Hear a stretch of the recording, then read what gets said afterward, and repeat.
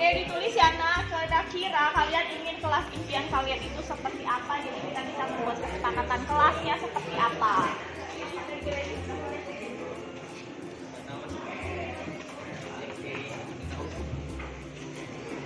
Ayo, Ahmad Fadila, Fabian.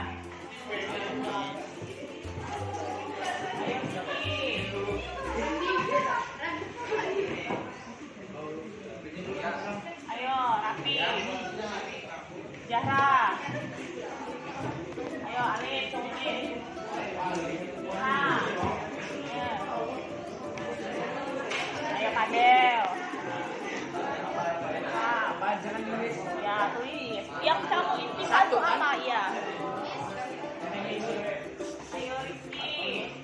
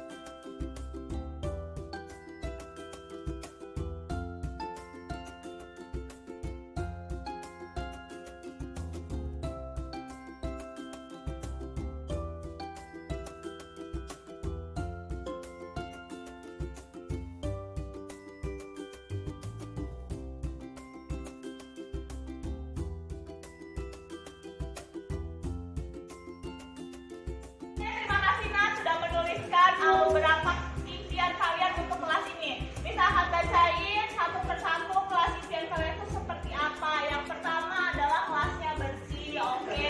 Kayaknya kelasnya bersih ya, nggak kotor ya. Kalau kotor dorok ya Naya, enak kan? Oke. Yang kedua yaitu ada AC.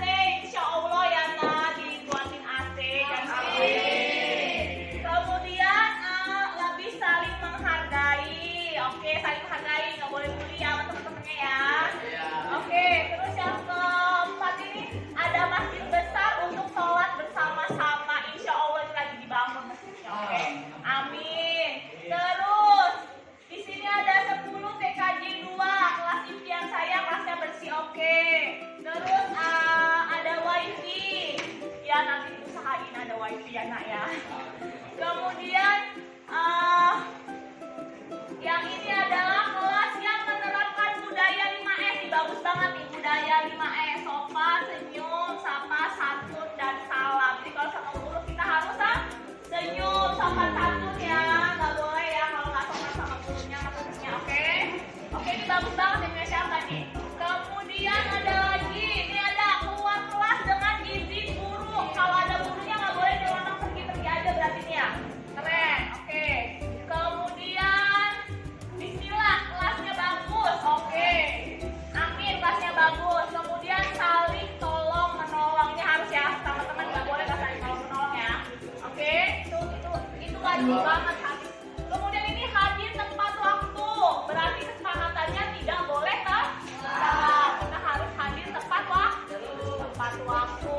Kemudian saling menghargai. Oke, siap. Oh ini ada lagi nih, menghormati pendapat orang lain dan menjaga kekompakan kelas. Nah, ini kita harus kompak nih kelasnya, karena kita harus juga takut bersama. Jadi harus kompak dan saling menghargai dan menghormati. Oke, sekarang kita akan membuat kesimpulan keyakinan atau kesepakatan kelas yang akan kita jalani selama 1 semester ke depan. Oke, kita bikin kesimpulannya.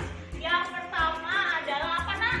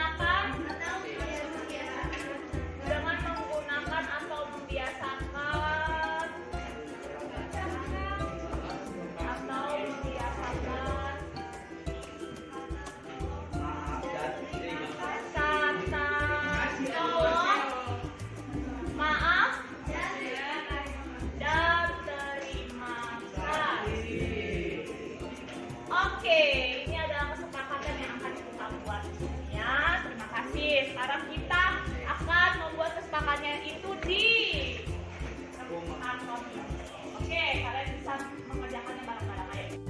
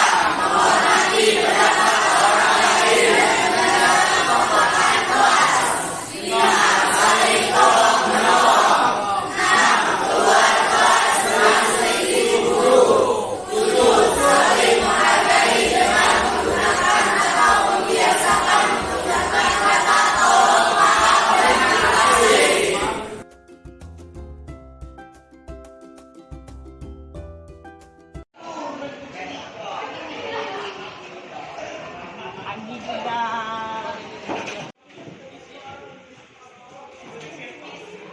Can I go to the toilet? Okay, please. Thank you.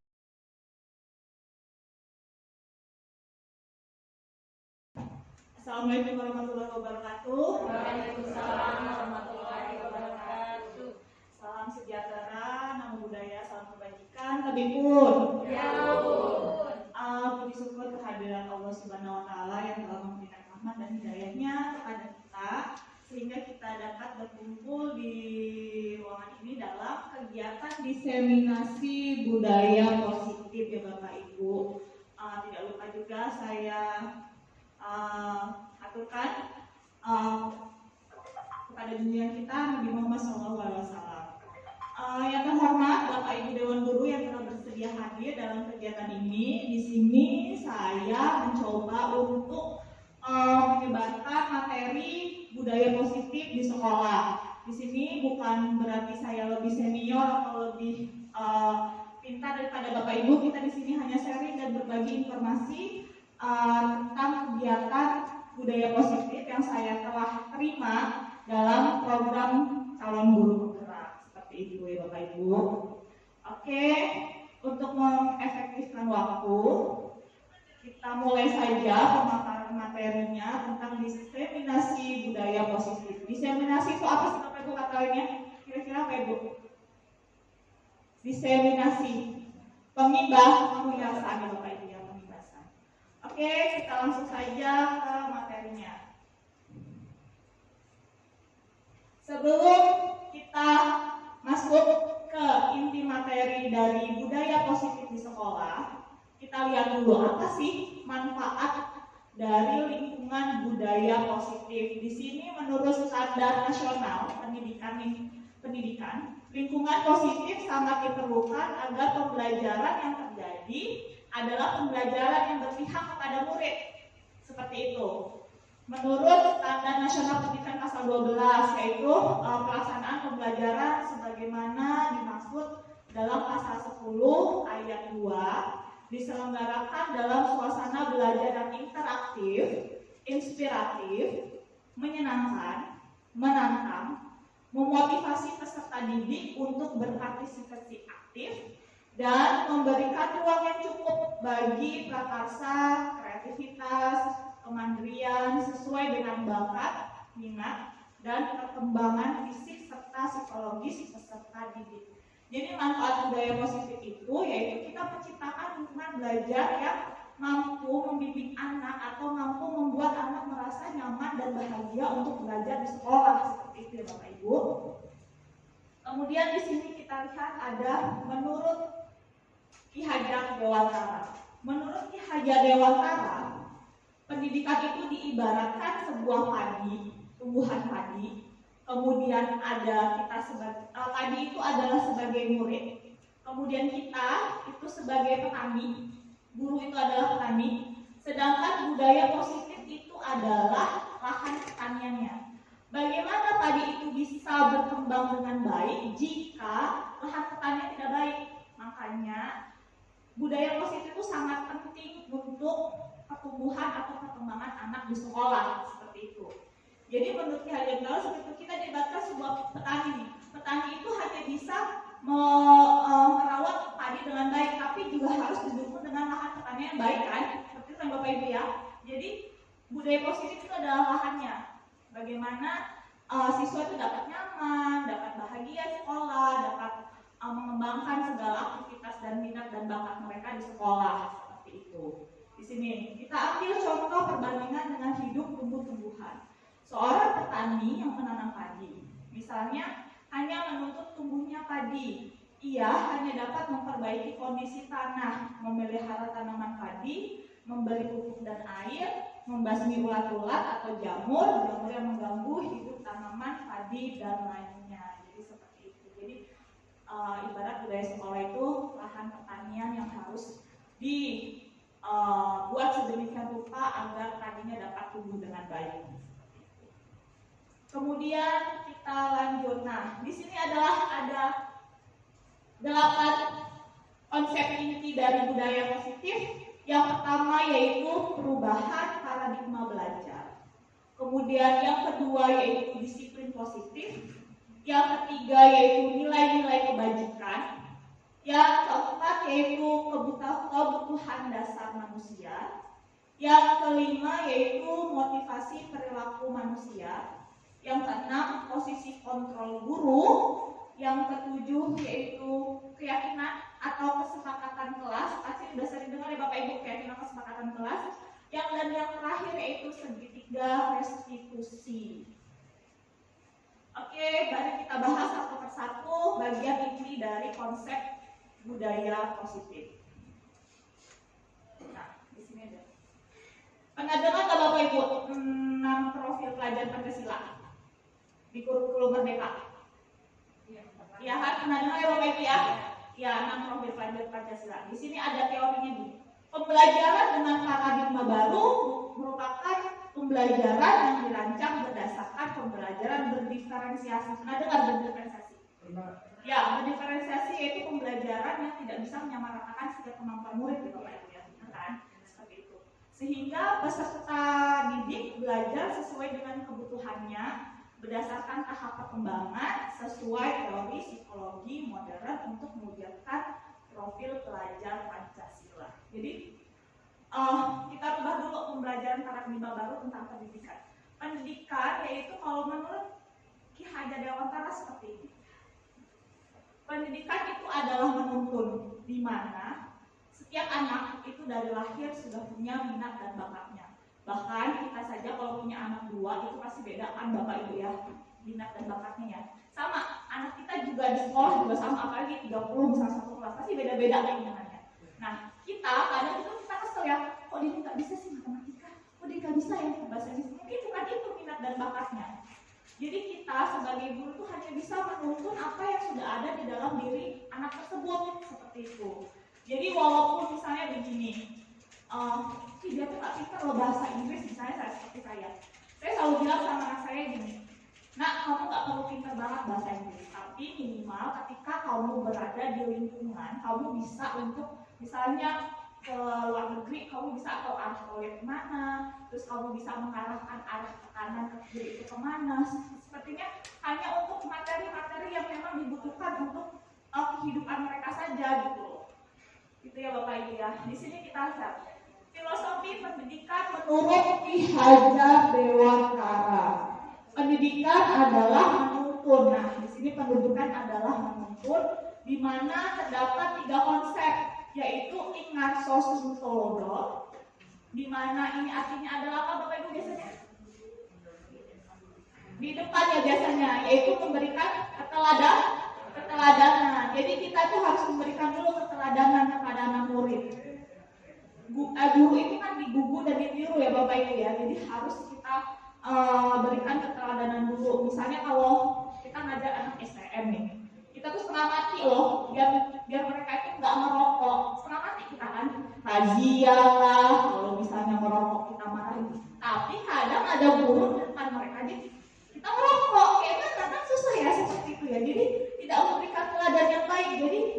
bagaimana kita memberikan contoh yang baik, itulah yang akan dicontoh oleh peserta didik kita. Kemudian yang kedua, Imadio Mangun Karso. Imadio Mangun Karso itu guru memberikan semangat.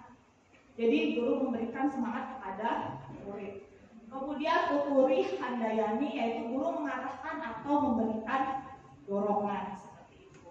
Jadi intinya guru itu yang pertama harus memberikan keteladanan dulu kepada murid-muridnya seperti itu. Kemudian yang kedua, menurut Ki Hajar Dewantara, pendidikan itu harus sesuai dengan kodrat alam dan kodrat zaman. Maksudnya kodrat alam ya tadi dari awal kalau setiap orang tuh pasti punya minat bakat masing-masing. Kemudian kalau kodrat zaman itu sesuai dengan zaman sekarang, nggak bisa kalau misalnya kita dulu kalau anak sukanya dimarahin, digebukin gitu ya. Kalau sekarang kayaknya udah nggak relevan lagi seperti itu. Kemudian kemampuan teknologinya juga harus diajarkan kepada anak karena perkembangan dunia itu terus berkembang, jadi kita juga harus berkembang. Gitu. Jadi nggak bisa disamakan pendidikan kayak zaman dulu. Oke. Kemudian di sini pendidikan itu berpihak kepada anak, di mana pendidikan harus berhamba dan terpusat kepada anak. Jadi pendidikan itu kodratnya kita itu harus mencoba untuk apa sih yang dimauin sama peserta didik kita gitu. Kemudian pendidikan itu bukan tabula rasa, anak itu bukan kertas kosong yang bisa digambarkan oleh orang dewasa. Sudah ada bakat, minat di dalam diri anak tersebut. Jadi anak itu kan semua punya faktor lingkungan, faktor sosial, faktor dalam diri. Jadi kita itu hanya cuma bisa menuntun anak tersebut, nggak bisa kita atur. Kamu harus jadi ini ya, kamu harus jadi ini. Kita punya anak dua aja beda-beda kan, bapak ibu kan pengennya apa pengennya kan juga beda kan. Ada anak kita yang banyak itu satu kelas. Seperti itu, jadi kita rubah dulu mindset kita tentang filosofi pendidikan Hajar Dewantara. Oke, lanjut ya bapak ibu. Oke, kita lanjut ke di sini ada 6 profil pelajar Pancasila. Yang pertama apa nih bapak ibu nih? Beriman, bertakwa kepada Tuhan Yang Maha Esa dan berakhlak mulia. Jadi dari kurikulum Merdeka ini adalah inti utama bagaimana kita harus menghasilkan generasi baru yang memiliki profil pelajar Pancasila. Yang pertama beriman, bertakwa kepada Tuhan Yang Maha Esa dan berakhlak mulia. Kemudian yang kedua yaitu berkebinekaan global. Berkebinekaan global yaitu meliputi, mengenal dan menghargai budaya Bapak Ibu. Jadi anak-anak itu bisa mengenal budaya Indonesianya, bukan hanya Indonesia tapi juga bisa untuk luar negeri atau negara lain seperti itu. Kemudian yang ketiga yaitu bergotong royong. Jadi anak-anak berusaha untuk bisa berkolaborasi dan peduli dan berbagi dengan temannya, orang lain dan lingkungannya. Kemudian yang keempat yaitu mandiri. Nah ini penting juga di Bapak Ibu mandiri nih. Jadi gimana anak-anak itu dapat meregulasi dirinya sendiri, dapat meningkatkan kemampuannya sendiri tanpa bantuan orang lain, memecahkan masalahnya sendiri. Kadang-kadang anak itu terlalu manja, yang mana yang bisa gini, yang mana yang dia tidak bisa menyelesaikan masalahnya sendiri. Jadi mandiri itu penting banget ya Bapak Ibu, apalagi kalau sudah lulus kerja itu mandiri itu penting banget. Kemudian benalar kritis. Benalar kritis adalah memperoleh dan memproses informasi dan gagasan, menganalisis dan mengevaluasi penalaran, merefleksi pemikiran dan proses berpikir dan mengambil keputusan. Kemudian terakhir yaitu kreatif, dari menghasilkan gagasan yang orisinal serta menghasilkan karya dan tindakan yang orisinal. Ini adalah 5 profil pelajar Pancasila yang harus ditanamkan pada diri anak-anak kita untuk generasi mendatang. Oke, kita lanjut. Oke, sekarang kita gini. Nah, kita di sini ke teori kontrol. Menurut miskonsepsi yaitu adalah persepsi yang salah tentang teori kontrol kita sebagai guru kepada anak. Yang pertama, ilusi guru itu mengontrol murid, padahal nggak bisa 100% kita mengontrol murid. Kita aja kan nggak mau kan dikontrol sama orang lain ya Bapak Ibu. Kemudian ilusi bahwa kritik dan membuat orang merasa bersalah dapat menguatkan karakter. Padahal enggak ya Bapak Ibu, kalau kita makanya selalu bilang kalau kita negur orang, kalau bisa jangan depan umum karena itu akan menjatuhkan mental tadi Bapak Ibu ya. Kemudian yang ketiga, ilusi bahwa semua penguatan positif efektif dan bermanfaat, nggak semuanya ya Bapak Ibu. Kemudian yang terakhir, ilusi bahwa orang dewasa memiliki hak untuk memaksa. Bukan berarti kalau anak kita masih kecil terus kita bisa maksa. Kita aja nggak mau dipaksa apalagi. Semua kita pandangnya semua manusia itu tidak akan pernah mau dipaksa bagaimanapun juga. Sebenarnya seperti itu kodratnya. Kita lanjut. Nah, bagaimana sih seseorang bisa berubah dari paradigma stimulus respon kepada pendekatan teori kontrol? Di sini menurut Stephen R. Covey, Principle Centered Leadership 1991 mengatakan bahwa bila kita ingin membuat kemajuan perlahan, sedikit-sedikit ubahlah sikap atau perilaku Anda. Namun, bila kita ingin memperbaiki cara-cara utama kita, maka kita perlu mengubah rangka acuan kita. Ubahlah bagaimana Anda melihat dunia, bagaimana Anda berpikir tentang manusia. Ubahlah paradigma Anda, skema pemahaman, dan penjelasan aspek-aspek tertentu tentang realitas. Jadi kalau kita mau merubah orang lain, yang dirubah adalah diri kita sendiri. Kalau kita mau merubah anak murid kita, ya kita juga harus merubah. Dari awal tadi, makanya guru adalah suri teladan di mana murid akan meniru guru tersebut. Seperti itu. Kita lanjut ke perubahan paradigma stimulus. Paradigma stimulus teori kontrol. Nah, di sini. Ya. Yang sebelah sini adalah pemahaman kita. Yang sebelah sini yang seharusnya kita pikirkan. Yang sebelah sini. Yang pertama misalnya, kita mencoba mengubah orang agar berpandangan sama dengan kita. Bisa nggak Bapak Ibu? Bisa kan ya? Pasti beda. Semua orang punya pemikiran yang berbeda. Di sini teori kontrolnya kita berusaha memahami pandangan orang lain tentang dunia. Jadi yang cuma bisa kita lakukan hanya memahami orang lain. Kita nggak bisa memaksa orang lain. Kemudian yang kedua, perilaku buruk dilihat sebagai suatu kesalahan. Sedangkan yang kedua, teori kontrolnya, semua perilaku memiliki tujuan. Kalau anak buat salah, pasti ada tujuannya Bapak Ibu. Misal kita punya anak nakal banget, terus kita nggak pernah tahu latar belakangnya kenapa nakal banget kayak gitu. Apa orang tuanya broken home atau anaknya seperti apa gitu kan. Jadi semua yang kita lakukan pasti ada tujuan kan gitu. Begitu juga kesalahan yang dilakukan oleh anak. Kemudian yang ketiga yaitu orang lain tidak bisa mengontrol saya. Benar, karena hanya kita sendiri yang bisa mengontrol diri kita sendiri. Kita mau baik, kita mau buruk, ya tergantung dari kita sendiri. Kemudian yang keempat, saya bisa mengontrol orang lain. Untuk jangka waktu pendek bisa, tapi untuk seterusnya nggak bisa. Mengontrol orang lain itu tidak segampang yang kita pikirkan kan. Anda tidak bisa mengontrol orang lain. Kemudian yang ke 1, 2, 3, 4, 5, pemaksaan ada pada saat rujukan datang. Sedangkan kolaborasi dan konsensus menciptakan pilihan-pilihan baru. Jadi kalau bisa bukan dipaksa, tapi kita memberikan pilihan yang harus dipilih kepada orang lain. Kamu mau nggak? Kalau kamu nggak mau, harusnya seperti ini. Kalau kamu mau, begini gitu loh. Jadi nggak harusnya kayak gini gitu. Jadi kita ada pilihan-pilihan yang bisa dipilih untuk orang lain. Kemudian yang terakhir, model berpikir menang kalah. Model berpikir menang-menang. Kalau kita ada masalah, misalnya kita berantem sama suami kita bukan berarti kita mau menang atau mau kalah atau kayak gitu. Kalau bisa, kita bisa mendiskusikan sesuatu agar kita mencapai tujuan yang kita inginkan bersama dengan suami kita kan Bapak Ibu gitu ya. Lanjut. Nah, di sini disiplin. Balik lagi menurut Hajar Dewantara yang menyatakan bahwa di mana ada kemerdekaan, disitulah harus ada disiplin yang kuat. Sesungguhnya disiplin itu bersifat self-disiplin, yaitu kita sendiri yang mewajibkan kita kita dengan sekeras-kerasnya, tetapi itu sama aja. Sebab kalau kita tidak cakap melakukan self disiplin, wajiblah penguasa lain mendisiplinkan diri kita. Dan peraturan demikian itulah harus ada di dalam suasana yang merdeka.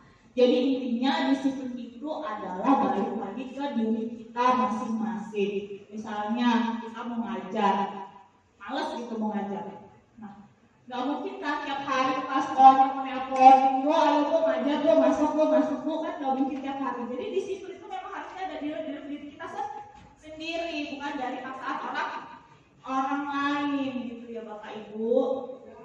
Karena kalau disiplin karena orang lain capek banget ya, nggak bakal berubah kita ini, nggak akan pernah berubah. Oke, lanjut. Nah, di sini ada pengertian disiplin. Pas aja yang pertama Bu, yang disiplin itu berasal dari disiplin belajar. Kemudian disiplin diri, mengontrol diri, bagaimana menguasai diri untuk memilih tindakan yang mengacu pada nilai-nilai yang kita hargai.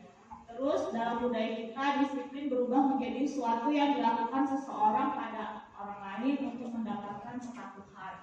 Kecenderungan umum adalah menghubungkan kata disiplin dengan ketidaknyamanan dan hukuman, bukan dengan apa yang kita hargai atau pencapaian suatu tujuan. Yang terakhir, seseorang memiliki disiplin diri berarti mereka bisa bertanggung jawab terhadap apa yang dilakukan karena mereka mendasarkan tindakan mereka pada nilai-nilai kebajikan universal. Jadi ini kayak gitu. Kalau disiplin, kebiasaan kita disiplin itu karena takut kan Bu, takut dipakai ke sekolah kalau masuk sekolah, benar nggak sih? Ya kan? Takut ya Bu ya. Tapi kalau kita sudah punya disiplin diri ya, kita tuh sudah bertanggung jawab dengan diri kita sendiri. Kita ngajar tuh gak tanpa paksaan lagi, memang sudah kewajiban saya ngajar tepat waktu, pulang tepat waktu begitu. Dan kayak mana kalau kita jangan disiplin, anaknya mau disiplin, ya kan? Dari kita aja kita udah males nih. Jadi ya itu disiplin diri itu penting karena memang harus faktor dari diri kita sendiri, bukan dari orang lain. Apalagi takut nanti dapat SP, takut dipanggil sama kepala sekolah gitu, bukan ya Bapak Ibu ya. Oke, kalau kita nganggapnya gitu, anak-anak juga pasti nganggapnya juga kayak gitu. Takut lah kalau ibunya itu nanti ibunya marah-marah misalnya. Ya, kemudian lanjut. Nah di sinilah disiplin positif. Oke, murid yang memiliki disiplin positif akan memiliki motivasi internal. Internal itu berarti dalam diri sendiri, yang tinggi dalam menguasai diri untuk melakukan tindakan yang sesuai dengan nilai-nilai kebajikan universal. Sebagai pendidik, tugasnya adalah membimbing murid untuk memiliki disiplin diri yang berasal dari dirinya sendiri. Murid dalam melakukan disiplin positif tidak terlepas dari motivasi yang ingin dicapai oleh murid itu sendiri. Terdapat 3 motivasi murid melakukan disiplin positif. Nah, kita bahasnya. Ada 3 hal mengapa murid itu bisa melakukan disiplin positif. Next, sini. Nah, ini ada 3. Yang pertama, untuk menghindari ketidaknyamanan atau hukuman. Ini paling sering ya. Kita takut kalau itu dapat 1 koin, nanti dikurangin koinnya ditambah. Nanti kalau udah 100% keluar. Takut nih biasanya nih. Yang kedua, untuk mendapatkan imbalan atau penghargaan dari orang lain. Misalnya, biasanya dapat pujian, kamu pintar ya nak, udah ngerjain tugas dengan baik. Bagus loh nilainya, cuma gara-gara itu doang. Dia tuh pengen disiplin gitu. Kemudian yang terakhir, untuk menjadi orang yang mereka inginkan dan menghargai diri sendiri dengan nilai-nilai yang mereka percaya. Harusnya kita, bukan dan anak murid kita, ini yang terakhir nih, bukan yang kedua atas itu. Memang dari diri kita sendiri, kita tuh hargai, kita tuh bertanggung jawab, kita tuh disiplin, kita mencoba untuk melakukan apa yang harusnya dilakukan sebagai guru dan sebagai murid gitu. Kalau yang kedua ini adalah eksternal, sedangkan ini adalah yang internal dari dalam diri sendiri.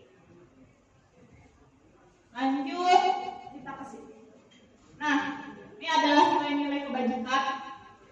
Nilai kebajikan adalah sifat-sifat manusia yang merupakan tujuan mulia yang ingin dicapai setiap individu. Nilai-nilai tersebut bersifat universal dan lintas bahasa, suku, bangsa, agama maupun latar belakang.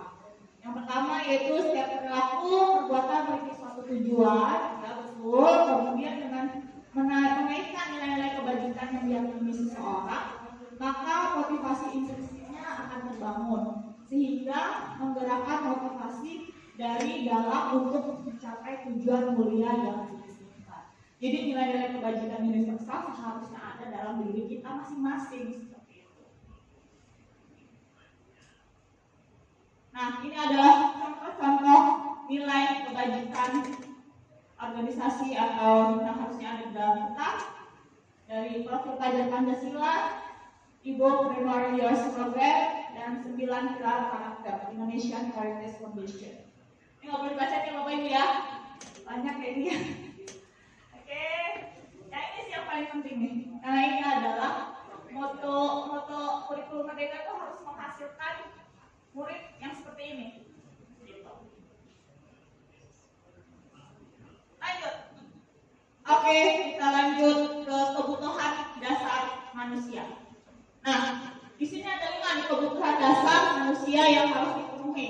Yang pertama, bertahan hidup. Yang kedua, cinta dan kasih sayang. Yang ketiga, kebebasan. Yang keempat, kesenangan. Dan yang kelima, kekuasaan. Ini harus dipenuhi terlebih dahulu sehingga kita dapat melakukan budaya positif. Jadi anak-anak itu sebenarnya harus kita penuhi dulu nih ininya nih. 5 kebutuhan dasarnya. Nah, contohnya 5 kebutuhan dasar tersebut yaitu kesehatan, rumah, makanan, kasih sayang, hubungan dan koneksi sosial saling diterima, dihargai, penguasaan, harga diri, menguasai ini, kebebasan, mandiri, memiliki pilihan, mencoba hal baru, mengandalkan diri sendiri, kesenangan yaitu humoris, ketawa, bermain, dan bahagia. Ini adalah 5 kebutuhan dasar manusia yang harus dipenuhi. Kita sebagai guru mungkin bisa memberikan yang ini nih. Kalau ini mungkin orang tua ya Bapak Ibu ya. Nah, kalau sini sudah terpenuhi, anak itu pasti akan dengan sendirinya juga akan senang gitu sebenarnya. Akan mencoba lebih baik. Sebenarnya kenapa anak itu bermasalah? Ya karena dari awal aja udah nggak benar nih. Ya kan?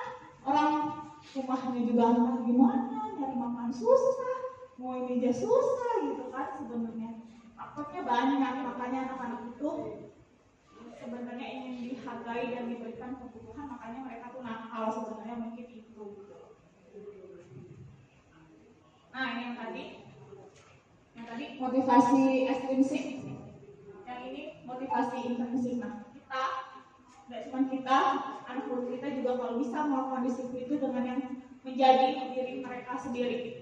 Apa yang mereka hargai di dalam diri mereka sendiri itulah yang harus mereka lakukan dengan nilai-nilai yang mereka percaya. Itu ya. Oke, lanjut ke Bapak Ibu nih. Lanjut. Nah, kita lihat perbedaan hukuman, konsekuensi, dan restitusi.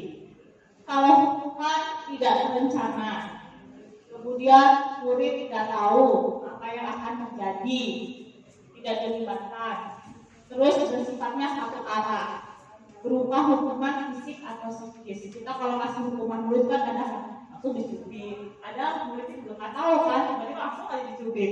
Itu bentuknya hukuman.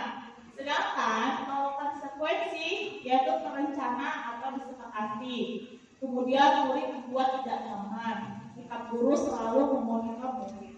Konsekuensi ini bagus sih Bapak Ibu, tapi tidak menghasilkan solusi yang baik. Misalnya datang telat, yaudah kalau kamu datang telat, kan kemarin perjanjiannya kalau kamu datang telat lagi kamu nggak boleh masuk ya, kamu belajarnya dari luar, misalnya kayak gitu. Itu namanya konsekuensi.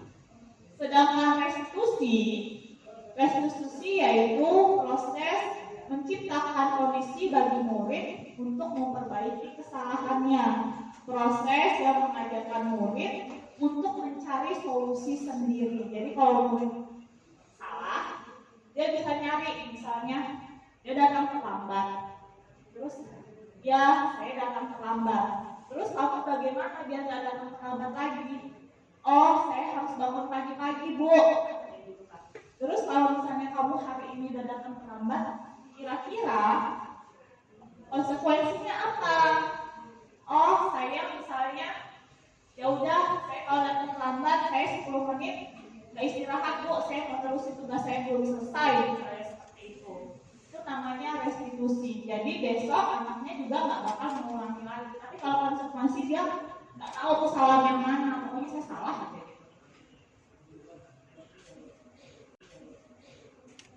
Oke, lanjut. Nah, ini kita nih.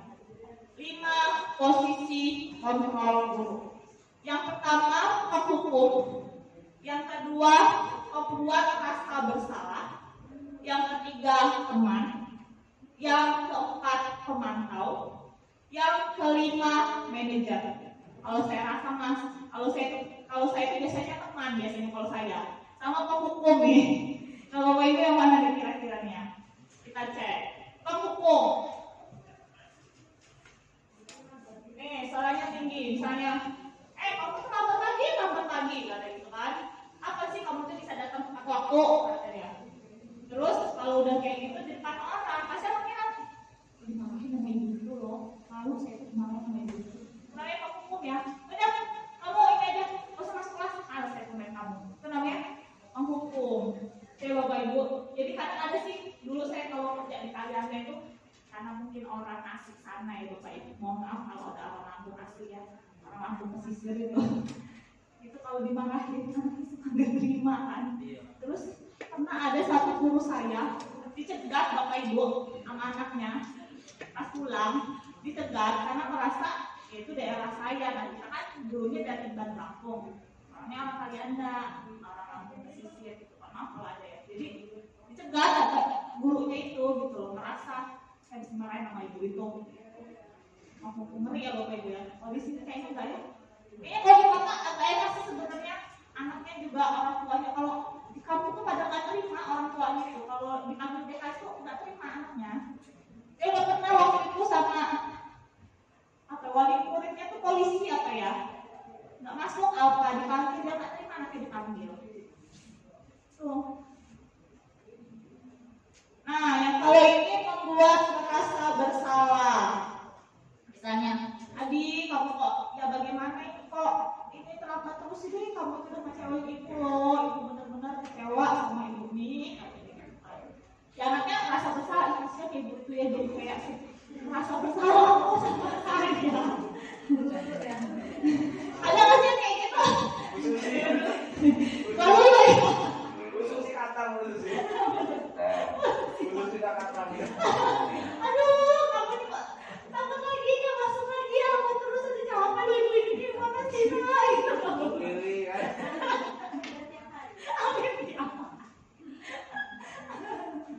Nah ini membuat merasa bersalah ini Bapak Ibu. Kemudian kita lanjut yang mana nih? Nah kalau kita saya teman nih, saya sih sama anak murid saya nih. Padahal saya juga sebenarnya teman ini. Teman kayak gini kan. Ayo nak, mana sih kamu terus sih? Emang kamu nih kayak ini sama ibu misalnya gitu. Ya udah nggak apa-apa besok yang penting jangan telat lagi ya gitu. Kayak gitu lah biasanya ibu-ibu. Kalau saya gini biasanya nih. Itu jeleknya saya nih. Teman nih kan. Nah tapi kan kadang teman itu kan gak semua guru bisa teman juga sama anak. Kan ada yang memang karakter orang kan memang sudah berbeda-beda gitu. Kemudian kayak gini, pemantau. Nah kalau pemantau bagus sih Bu, pemantau ini. Cuman kita yang capek. Bagus, cuma capek. Misalnya tadi kamu terlambat, tapi sudah mengerti konsekuensinya yang harus dilakukan bila terlambat. Oh iya, yaudah nanti istirahatnya tinggal ya 15 menit. Cuma kan gurunya harus mantau. Dan saya juga sekali ini, anak saya nggak kerjain PR, ngerjain tugas. Saya tuh kadang juga nungguin anak saya nggak istirahat juga, Bu. 15 menit di kelas sampai dia selesai. Mas saya juga capek ya, harusnya udah istirahat kan. Jadi nggak istirahat. Gara-gara bunyi yang nggak kelar-kelar. Jangan Bu. Iya. Nah harusnya kita ini, nah kita mencoba. Saya juga mencoba nih untuk menjadi manajer. Manajer yaitu Nah, iya. Adanya tubuh sapu mendekatkan murid. Yang mana? Kita coba sama-sama, murid juga lagi belajar nih. Kan kita ngajarnya apa? Sebenarnya. Nah, ini jadi bagaimana nih? Nah, oke. Nih, fokusnya pada murid, bukan untuk membahagiakan guru atau orang tua. Murid sudah mengetahui adanya suatu masalah dan sesuatu yang perlu terjadi. Bila guru mengambil posisi pemantau, guru akan melihat apa konsekuensinya, apa peraturannya. Namun pada posisi manajer, guru akan mengembalikan tanggung jawab kepada murid untuk mencari jalan keluar permasalahannya tentu dengan bimbingan guru. Nih, ini bisa kita lakuin, mencoba, asal dengan tadi membuat kesepakatan atau keyakinan kelas.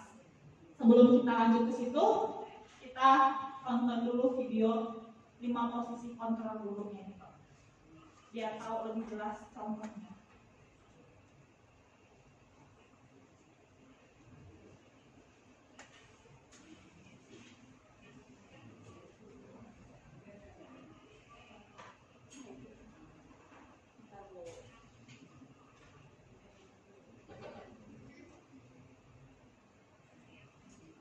Satu program yang dikembangkan adalah 5 posisi kontrol. 5 posisi kontrol dalam restitusi adalah proses perjalanan seorang pendidik agar dapat mengenali dirinya. Pada video kali ini, kita akan membahas tentang 5 posisi kontrol yang dikembangkan oleh Diane Dawson dan contoh penerapannya.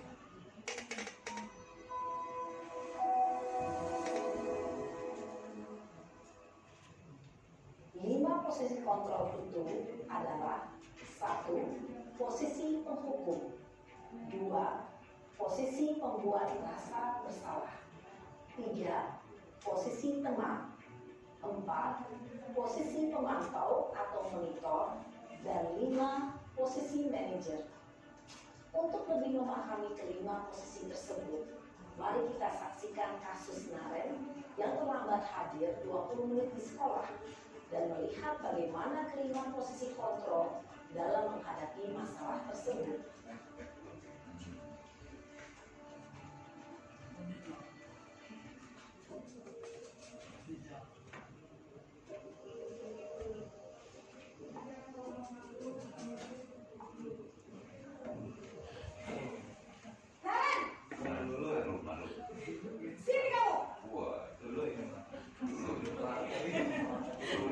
Kayaknya bukan lalu deh, Mas. Kamu deh, pasti terlambat. Aku, saya, Apa? Apa coba? Alasannya Keretanya apa? apa ini ya? Kapan sih kamu tidak terlambat? kapan dulu? Malas sekali ya kamu jadi anak. Saya, Dasar pemalas. Oh. Apa sih kamu? Sudah berapa kali terlambat? Sana, kamu keliling lapangan basket 2 kali. Masa ibu kalau lagi emosi bayaran? Ibu dapat Kenapa? Kamu melawan ibu. Berani-beraninya jawab. Sudah terlambat, masih berani jawab pula. Sekarang, keliling lapangan basket 5 kali sekalian. Biar kapok. Cepat. Pergi sana ke lapangan basket. Posisi penghukum biasanya berbicara dengan nada tinggi, menghardik, menunjuk-nunjuk, menyakiti, dan menyindir. Hukuman bisa berupa fisik maupun psikis. Ibu dan bapak guru hebat. Dampak yang terjadi pada murid ketika guru berada pada posisi penghukum adalah murid cenderung akan memberontak, bahkan menyimpan dendam.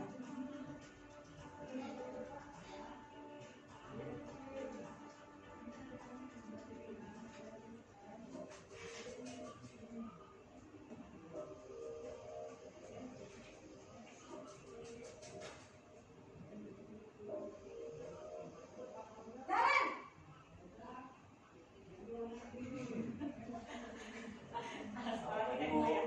Naren, Naren. Kamu kenapa terlambat lagi?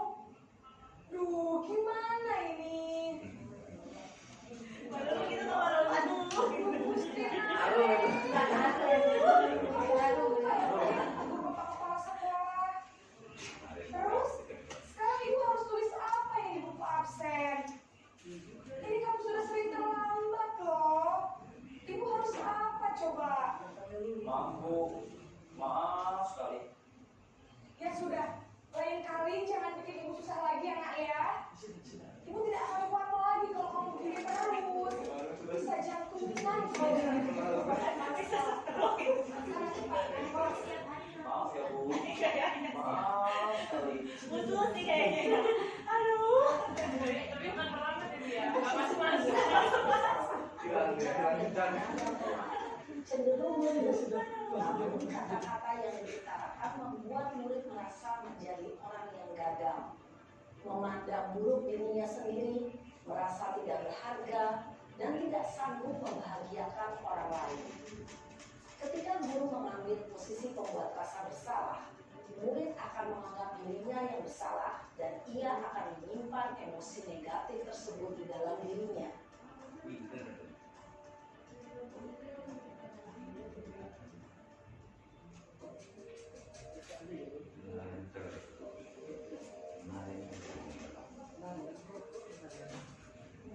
Hebat ibu ini cosplaynya banyak. Semua sifatnya. Lumayan sinetron, Pak. Selamat pagi, Bu. Wah, sudah jam berapa ini, Nak? Terlambat lagi ya saya. Iya, Bu. Habis. Kayaknya nanti kayak gini. Kamu malah menyalahkan ibu kamu. Kamu bukannya anak yang larinya paling kencang. Kok terlambat sih? Iya, Bu. Saya memang terlambat bangun tadi. Jadi, biarpun saya lari kencang, tetap nggak kekejar, Bu. Ya sudah sana. Nanti lain kali larinya lebih kencang lagi ya. Biar gak terlambat lagi. Bikin si maraton kali ini. Bisa kan? Bisa lah, Bu. Ya sudah sana masuk kelas. Ibu beresin urusan absen kamu. Kamu ini ada les saja. Bisa deh. Nggak bisa kalau bisa ya. Selamat aja Adi. Berbicara dengan suara akrab, cenderung bersenda gurau untuk menjaga suasana kelas santai.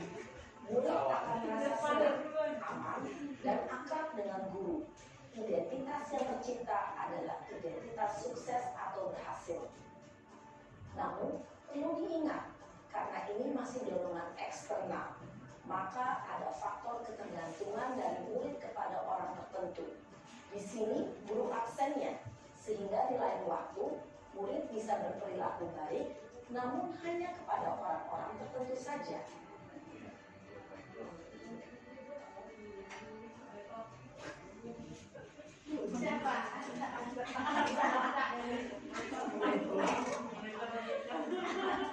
Mantap di grup. Mantap di grup ya.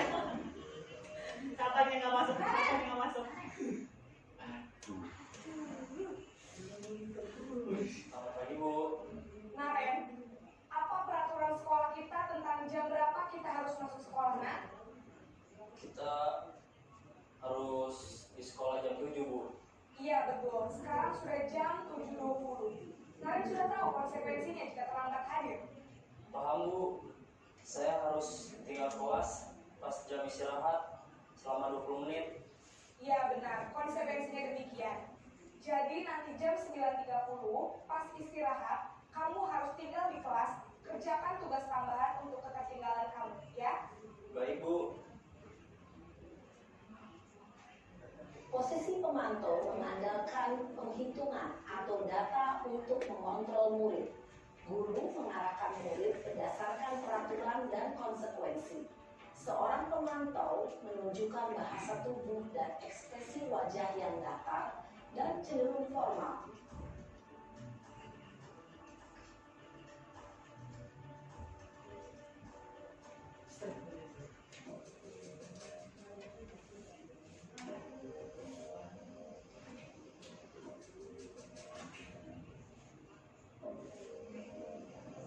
Naren!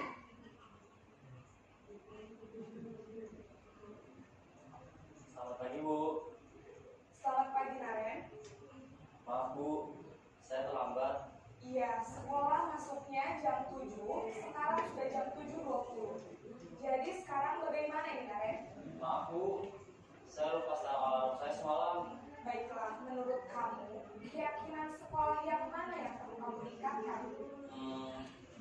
Menghargai diri sendiri dan orang lain mungkin ya, Bu. Setuju. Jadi, apakah Naren meyakini prinsip saling menghormati tersebut? Iya, Bu. Saya meyakininya. Apakah Naren bersedia memperbaiki masalah keterlambatan ini? Bersedia, Bu? Bagaimana kamu akan memperbaiki masalah keterlambatan ini?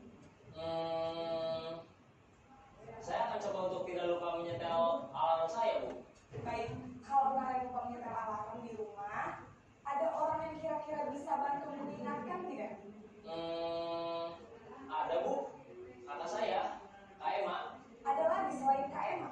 Selain Kak Emma, ada ibu saya.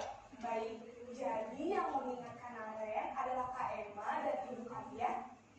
Kira-kira akan mulai set alarm kapan nih, Naren? Setelah pulang sekolah, akan segera saya lakukan. Baik, jadi Naren akan setel alarm untuk bangun besok pagi dan akan diingatkan oleh kakak dan ibu dan Naren ya. Ada lagi yang mungkin perlu dilakukan Naren agar tidak terlambat bangun lagi. Tidak ada, Bu. Baik Naren, terima kasih untuk kerjasama kamu. Sekarang kamu perlu kembali ke kelas untuk belajar. Baik, Bu. Terima kasih. Posisi manajer adalah posisi kontrol yang disarankan untuk membimbing murid memiliki sikap disiplin yang positif, yaitu murid yang mandiri, bertanggung jawab, dan dapat memecahkan masalah. Tujuan dari posisi ini adalah agar murid dapat berefleksi atas tindakannya. Guru akan dengan tulus memberikan pertanyaan-pertanyaan bermakna, sehingga membuat murid dapat belajar dari kesalahannya dan mencari sebuah solusi untuk menyelesaikannya. Ibu dan Bapak guru hebat, setelah mengamati adegan kelima posisi kontrol tadi, kira-kira posisi mana yang paling ideal? Posisi mana yang dapat menunjang motivasi dan prinsip murid? Ya, tentu posisi manajer. Posisi ini memang posisi ideal yang ingin dituju setiap pendidik. Pada posisi inilah, guru dapat menerapkan disiplin positif yang berpihak pada murid, yang memerdekakan murid. Perjalanan seorang pendidik tentunya tidak mudah untuk sampai pada posisi seorang manajer. Namun, tujuan kita pasti, yaitu menciptakan murid-murid yang mandiri, merdeka, dan bertanggung jawab. Semoga penggambaran 5 posisi kontrol yang telah diperlihatkan ini dapat menjadi ajang refleksi bagi kita semua, agar dapat terus mengasah dan menerapkan disiplin positif yang memerdekakan murid. Mari terus berlatih dan bersemangat. Selamat menerapkan. Salam dan bahagia Ibu dan Bapak guru hebat.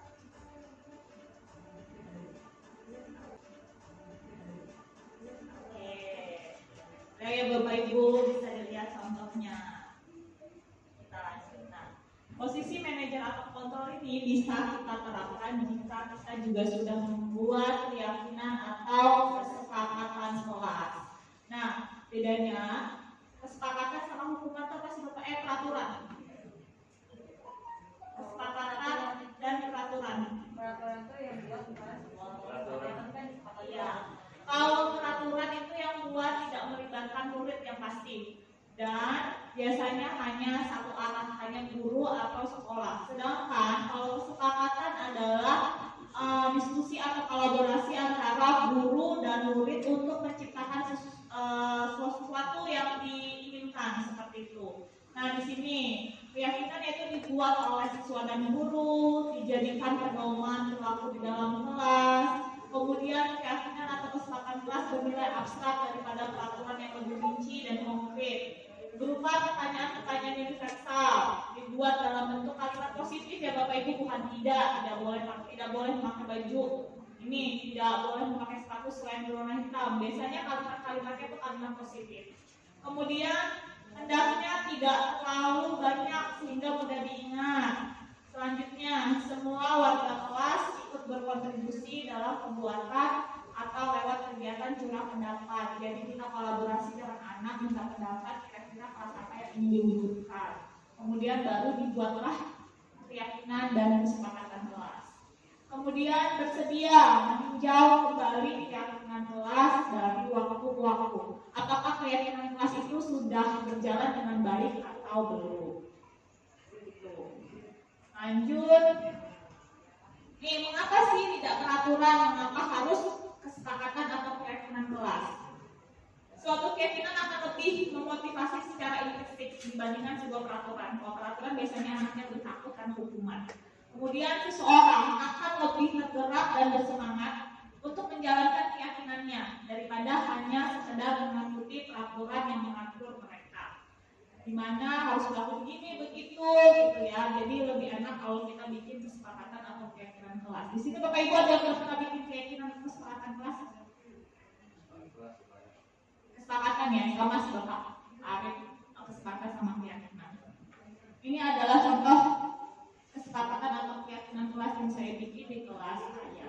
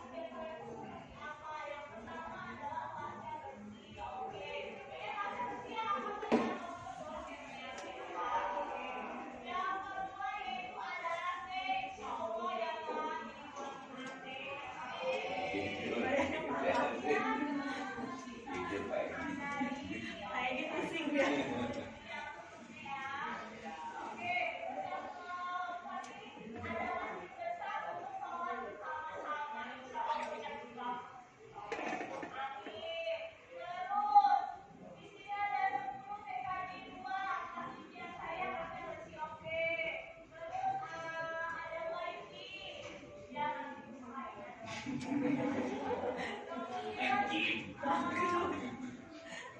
ini adalah kelas yang menerapkan budaya 5S. Bagus banget nih budaya 5S. Sopan, senyum, sapa, santun, dan salam. Jadi kalau sama guru kita harus senyum, sopan, santun ya. Nggak boleh ya kalau nggak sopan sama gurunya. Oke? Oke, kita bisa belajar tadi. Kemudian ada lagi, ini ada aturan kelas dengan izin guru. Kalau ada gurunya nggak boleh seorang begitu aja berarti ya. Keren, oke.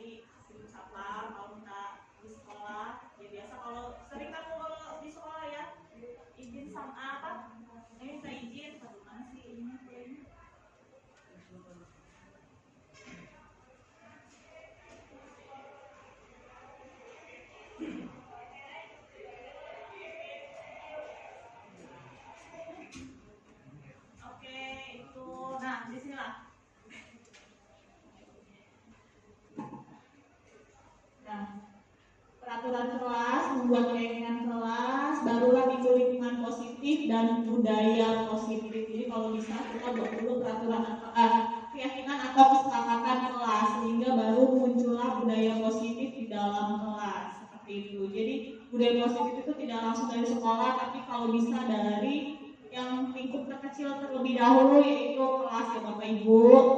Kemudian, nah tadi ada ya restitusi. Apa sih restitusi?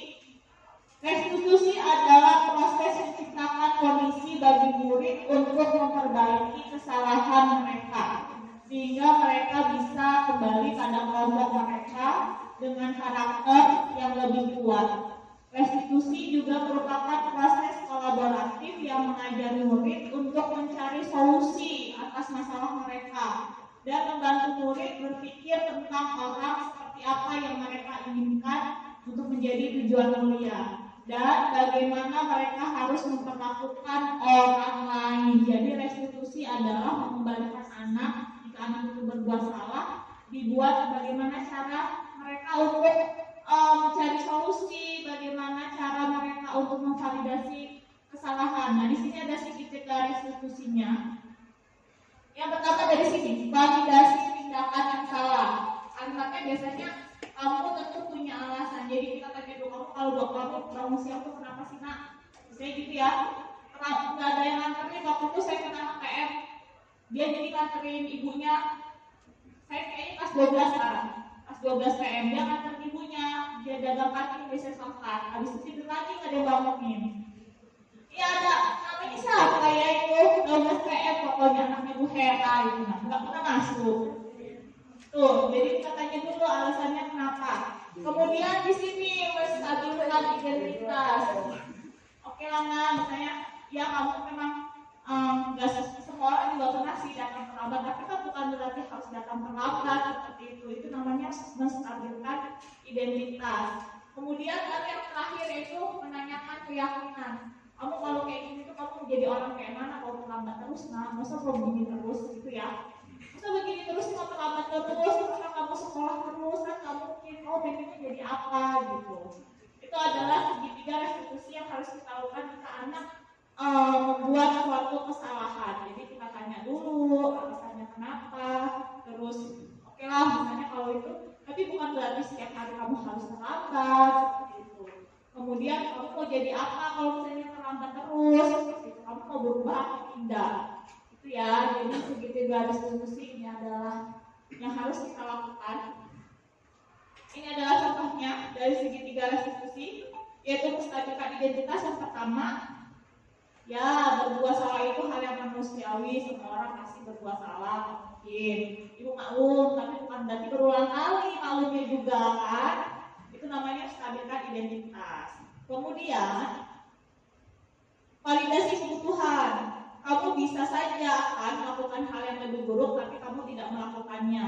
Kamu pasti punya alasan mengapa kamu melakukannya. Kenapa kamu datang terlambat, pasti punya alasan. Oh iya, saya habis nganter ibu saya subuh-subuh, habis itu saya tidur lagi, nggak ada yang bangunin saya. Itu 12 PM, Bu.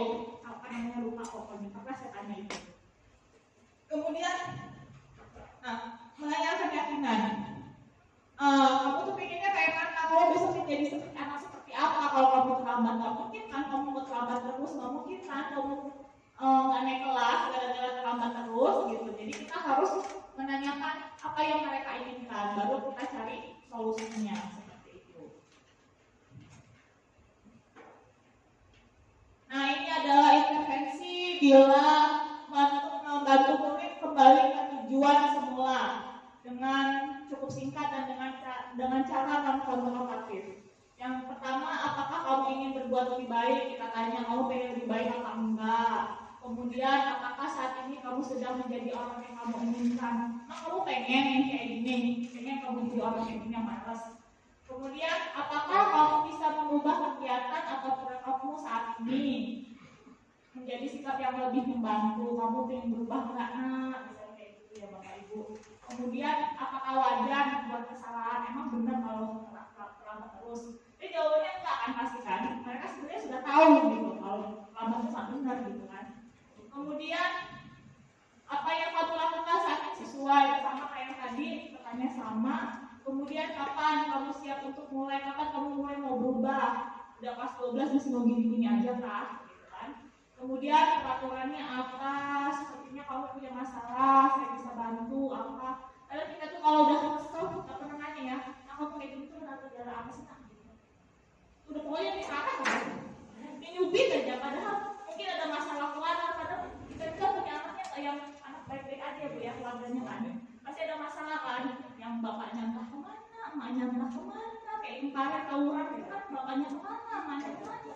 Kita nggak bisa kan nyalahin 100% anaknya, ada faktor X yang membuat anak tersebut jadi seperti itu gitu. Terus apakah saya bisa bantu kamu agar dapat segera memulai untuk menjadi orang yang lebih baik? Apakah tugas kamu saat ini? Bagaimana kamu ingin diperlakukan pada kegiatan ini? Gitu ya Bapak Ibu. Jadi kita mencoba untuk mencari sebuah solusi bagi anak-anak yang memang bermasalah. Terus jangan sampai kita juga menjat anak itu nakal, padahal kita nggak pernah tahu latar belakang mereka seperti apa gitu. Biasanya banyak sih guru-guru banyak sih, teman saya juga banyak kayak gitu soalnya. Ada anaknya ya gimana? Guru-guru yang bikin sekolah kalau lagi berantakan kayak pulang tuh nggak senang gitu loh. Terus di sekolah juga tambah nggak senang, tambah pusing kayaknya anak-anak itu kan. Ini adalah contoh segitiga restitusi yang saya lakukan, saya contohkan. Ini juga saya lagi mencoba ya Bapak Ibu, bukan berarti saya juga sudah bagus bener, bukan. Saya mencoba juga karena masalah anak kita sama aja sebenarnya.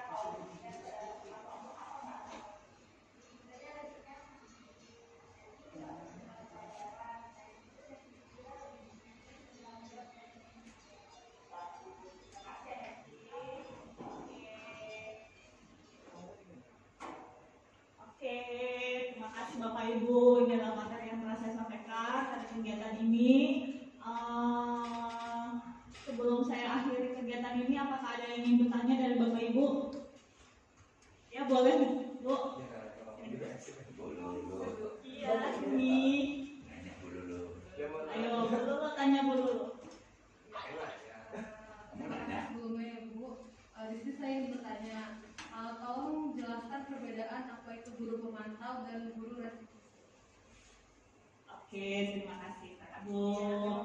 Ada lagi yang ingin bertanya Bu? Ya, ini Bu sekalian Bu.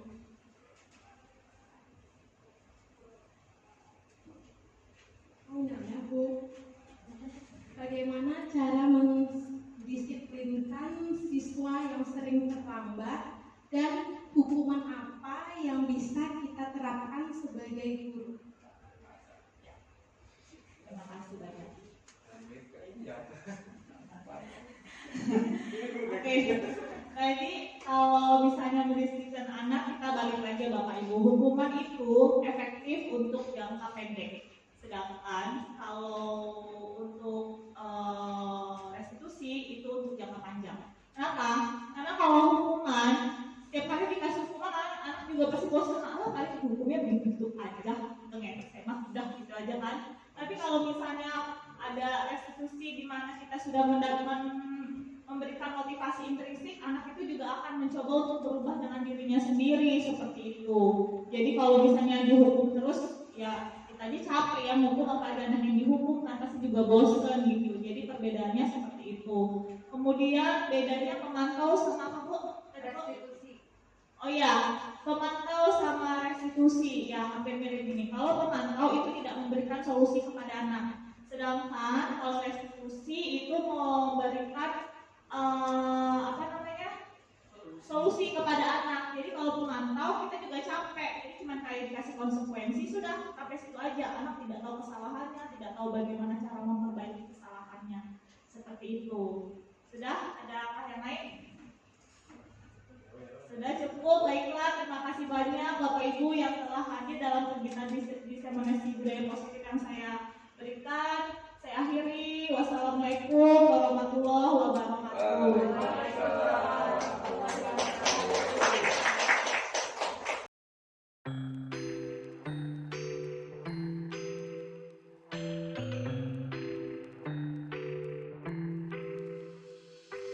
Assalamualaikum warahmatullahi wabarakatuh. Perkenalkan, nama saya Nazwa dari kelas 10 TKJ 2. Miss Muti telah mengajarkan nilai-nilai kebajikan.